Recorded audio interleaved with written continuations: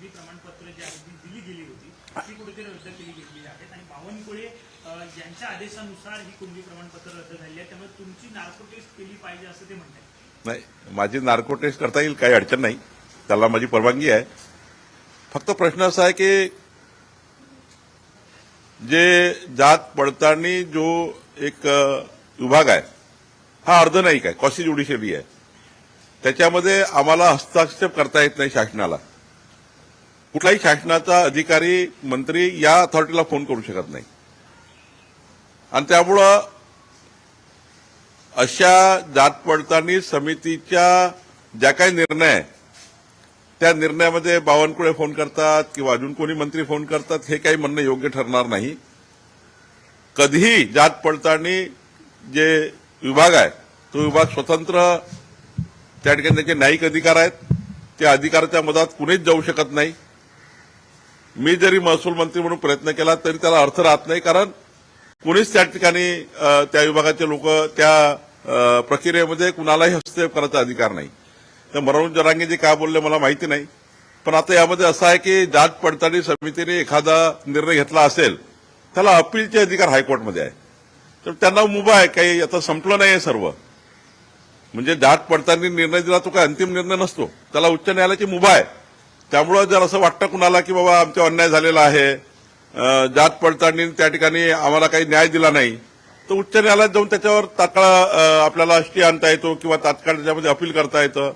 मला असं वाटतं तशी प्रक्रिया अवलंबली तर बरं होईल. त्यांचं म्हणणं आहे की जाणीवबुजून सरकारमधले काही मंत्री तुमचं नाव घेतलं, कुठेतरी जाणीवबुजून हे सगळं करताय. नाही, त्यांचं स्पष्ट म्हणणं आहे बावनकुळे साहेब की तुमच्या दबावामुळे अनेक सर्टिफिकेट बदलले गेले आणि आता मला सरकारला सांगायचं आहे की मराठा हवेत की बावनकुळे हवेत, ओबीसी हा वाद परत एकदा ते निर्माण करू पाहताय. नाही, असं आहे, ठीक आहे, ते काय बोलले मला याच्याबद्दल जास्त चर्चा करायची नाही. मी एवढंच सांगेल, जात पडताळणीच्या कुठल्याही त्या ठिकाणी कार्यक्षेत्रामध्ये सरकारला हस्तक्षेप करण्याचा अधिकार नाही, ना कुणा मंत्र्याला नाही.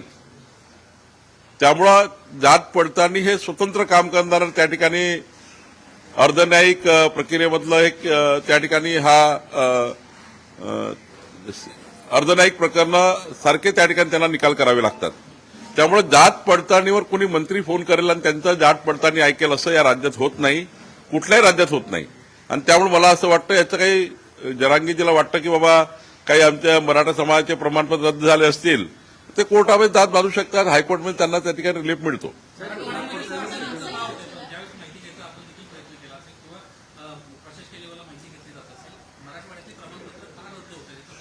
आता ते जात पडताळणीला माहीत, जे काही त्या ठिकाणी ती समिती आहे जात पडताळणी समिती, ही समिती चेक करतं जे काही कुठल्या समाजाचे, मग ते ओबीसी समाजाचे असतील जे काय असतील. आता नेमकं मला त्या ठिकाणी हा डेटा आपण मिळू शकेल वेबसाईटवर की किती कुठल्या कुठल्या समाजाची जात पडताळणी रद्द झाली आहे. केवळ आता मराठा समाजाच्या लोकांची झाली का की इतर लोकांची झालेली आहेत, त्याचा डेटा आपल्याला त्या ठिकाणी वेबसाईटवरून घेता येईल. पण मला असं वाटतं डेटा येईल एखाद्या वेळी, तुम्ही घेऊ शकाल. तर मला असं वाटतं की जात पडताळणी समितीचे जे अधिकार आहेत ते अर्धन्यायिक अधिकार आहेत, त्यांच्या अधिकारामध्ये कुणालाही सरकारला बोलायचा अधिकार नाही. मंत्री तर बिलकुलच त्या ठिकाणी फोन करू शकत नाही, कारण त्यांना तो असा अधिकार नाही. याच्यामध्ये परत एक विचारायचं की निवडणुकीच्या आधी ज्यावेळेस अर्ज दाखल करतात त्यावेळेस अनेकांनी प्रमाणपत्र घेण्याच्या ऐवजी नंतर घेतली ती मुभा पण होती अर्थात प्रमाणपत्र सादर करण्याची जात. आता हे प्रकरण हळूहळू समोर येत आहे, मग याला काही जण राजकीय रंग देऊ पाहतायत का की प्रशासकीय कामकाजामधली ही त्रुटी होती म्हणून या गोष्टी समोर येत आहेत? मी तुम्हाला वारंवार सांगतोय, आपण वारंवार रिपीट करताय की तुम्ही या प्रकरणामध्ये जात पडताळणी समिती ही स्वतंत्र अधिकार असलेली समिती आहे. यामध्ये कुठलाही मंत्री सरकारचा काही त्या ठिकाणी अधिकार नसतो. ती समिती त्यांच्याकडे असलेले डॉक्युमेंट पुरावे बघून निर्णय करतं. त्यामुळं आधी आपण कास्ट सर्टिफिकेट काढल्यानंतर त्या कास्ट सर्टिफिकेटची व्हॅलिडिटी जी आहे ती व्हॅलिडिटी कमिटी ही आहे. त्यामुळं या व्हॅलिडिटी कमिटीने समजा किंवा जात पडताळणी समितीने जर समजा एखाद्या वेळी काही निर्णय दिला असेल तो चुकला असं वाटत असेल त्याला हायकोर्टमध्ये जाण्याची मुभा आहे.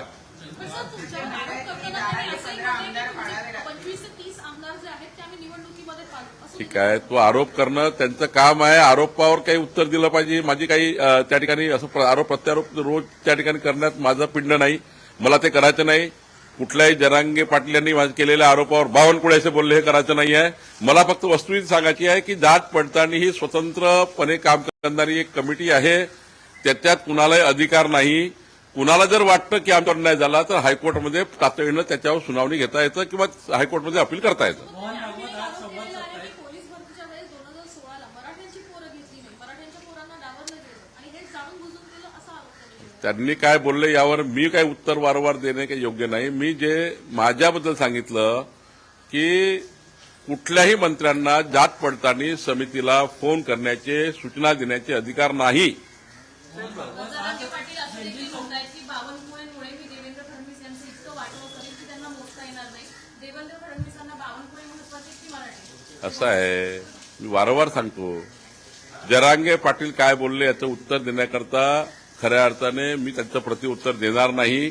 मी वस्तुस्थिती सांगेल की वस्तुस्थिती ही आहे. आता वस्तुस्थिती मी मांडली आहे, त्यामुळे जरांगे पाटील साहेबांनी काय बोलले याच्याबद्दल मला फार काही या ठिकाणी ते प्रत्युत्तरात जायचं नाही.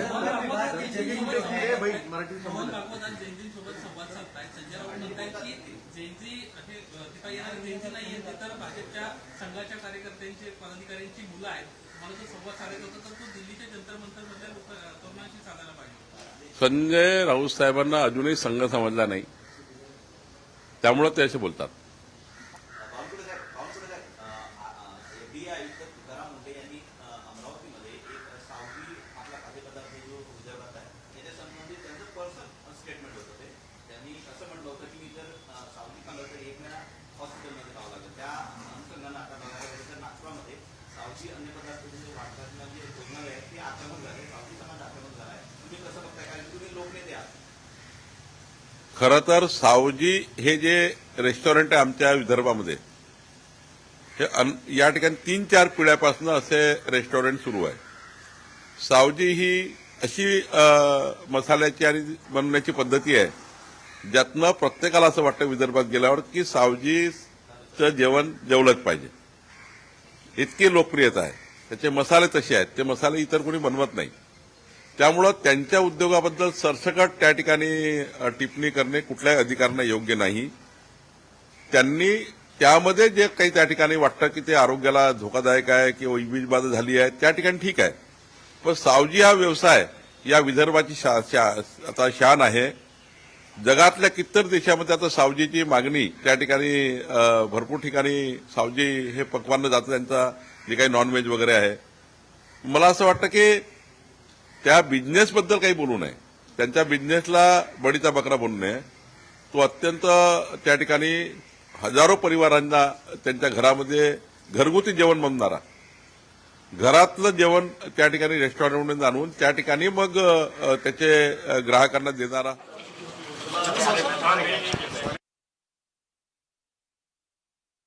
वडेट्टीवारांनी आरोप केला की शेतकऱ्यांच्या जमिनी ज्या आहेत ते बळकावल्या जातात आणि अदानीला दिले जातात. अदानी मोदी बोले अदानी चाले असं त्यांनी. ते विजय वडेट्टीवारला काही ना काही दिवसभरात लाईन पाहिजे म्हणून ते बोलतात.